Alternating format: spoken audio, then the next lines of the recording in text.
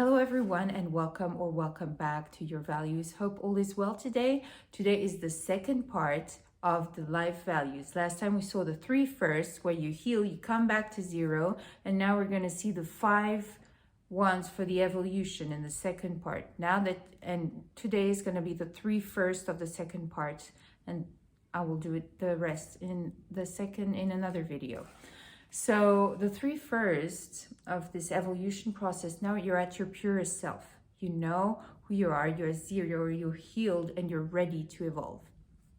Now, you know who you are. Now, the 4th value is find meaning. What do you want to do? Now you know yourself, you're healed, you're at your purest self, no disturbed ideas. You know what you want.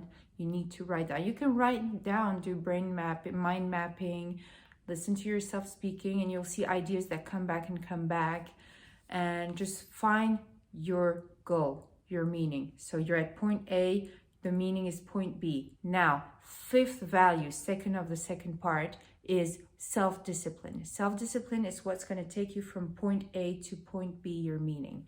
Point B, the self-discipline is very different from discipline. Discipline is when people tell you what to do. Now, and you have to do it. We're all capable of doing that. But self-discipline is yourself telling you, you have to do this. You're not going to eat that. You're going to exercise like that. You're going to behave like that. And this is much more difficult without the help of anybody else. This was the second value. And then, so you're here, the meaning, point B, self-discipline. To get to point B, you're going to need focus, concentration. Why? Because this focus is going to take you there.